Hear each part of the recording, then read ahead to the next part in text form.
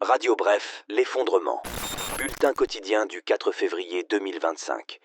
Sur le plan international, au sujet de la guerre en Ukraine, le président américain Donald Trump a déclaré hier qu'il voulait négocier un accord avec les autorités ukrainiennes de manière à ce qu'elles offrent une garantie sur ces terres rares en échange de l'aide américaine. Dans un plan de paix dévoilé en octobre dernier, le président ukrainien Volodymyr Zelensky avait proposé un accord spécial avec les partenaires de son pays, permettant une protection commune et une exploitation commune des ressources stratégiques de l'Ukraine. Il avait donné pour exemple l'uranium, le titane, le lithium, le graphite et d'autres ressources stratégiques de grande valeur.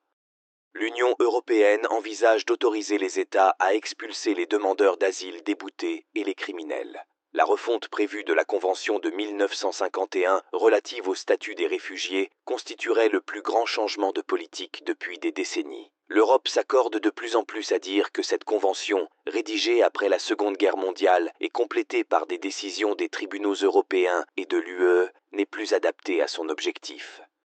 Aux États-Unis, après avoir suspendu les sanctions douanières contre la Colombie à la suite d'un accord sur la gestion des migrants, les taxes douanières de 25% contre le Mexique et le Canada n'ont pas été mises en œuvre. Elles ont été suspendues pour au moins un mois. Aucune suspension de taxes des produits en provenance de Chine toutefois, ce qui a conduit Pékin à sanctionner à son tour les importations d'hydrocarbures, de charbon et de certains véhicules en provenance des États-Unis. Cela marque une escalade dans le bras de fer commercial engagé par Donald Trump. À peine quelques heures après avoir été mis en garde par le président américain, le Panama a annoncé une prise de distance avec la Chine lors de la visite de Marco Rubio. Nous l'évoquions hier. Le nouveau secrétaire d'État américain a choisi le Panama pour son premier déplacement à l'étranger, et sa visite a porté instantanément ses fruits. Le président conservateur José Raúl Mulino a annoncé des concessions face à la menace de Donald Trump de prendre par la force le contrôle du canal interocéanique, crucial pour le commerce mondial, et par lequel transite 40% du trafic de conteneurs américains. En Syrie, le président syrien par intérim Ahmed al-Shara'a a estimé qu'il faudrait entre 4 et 5 ans avant d'organiser des élections dans le pays. Le djihadiste a affirmé qu'un tel délai s'expliquait par le temps nécessaire pour reconstruire une infrastructure permettant la tenue d'élections. Par ailleurs, alors que le nouveau gouvernement intérimaire a annoncé la semaine dernière la dissolution de toutes les factions armées, à Soueïda, fief de la minorité chiite druze, les deux principaux groupes armés refusent de déposer les armes tant qu'ils n'ont pas obtenu des gages, notamment la rédaction d'une nouvelle constitution, ce qui pourrait prendre plusieurs années. En Turquie, l'actrice Melisa Sözen a été entendue par les autorités turques pour terrorisme, car elle a incarné le rôle, en 2017, d'une combattante kurde dans la saison 3 de la célèbre série française Le Bureau des légendes. La comédienne y interprétait une combattante kurde en Syrie. L'enquête, ouverte plus de 7 ans après le tournage, s'inscrit dans une série d'arrestations et de procès visant des journalistes, des avocats, ainsi que des personnalités politiques et du monde artistique.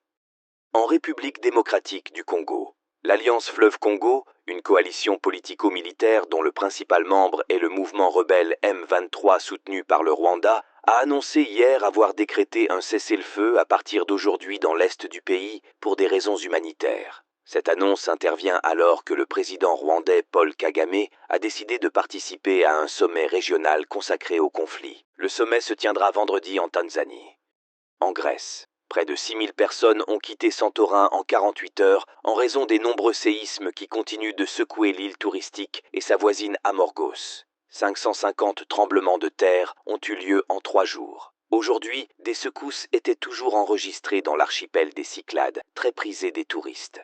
Sur le plan national, le Français Serge Atlaoui, qui avait été condamné à mort en Indonésie, a été extrait de sa prison en vue d'être transféré en France. L'homme avait été arrêté en 2005, il y a déjà 20 ans, dans une usine où de la drogue avait été découverte, en banlieue de Jakarta. Les autorités l'avaient accusé d'être un chimiste. L'artisan soudeur s'est toujours défendu d'être un trafiquant de drogue. À son arrivée en France, il sera conduit à Bobigny et présenté au parquet, puis probablement placé en détention dans l'attente de la décision sur son adaptation, selon son avocat. En Seine-Saint-Denis, un homme de 27 ans a été tué à l'arme blanche hier en pleine rue à Livry-Gargan. Le suspect a aussitôt été interpellé à proximité. Dans une courte vidéo amateur, on voit un homme porter plusieurs coups de couteau à la victime, gisant au milieu de la rue. Le suspect, dont le portefeuille a été retrouvé à côté du corps sans vie, était en possession d'une machette et d'un couteau quand il a été interpellé. L'enquête pour meurtre a été confiée à la police judiciaire. À tous de Roméo Bravo, fin de transmission.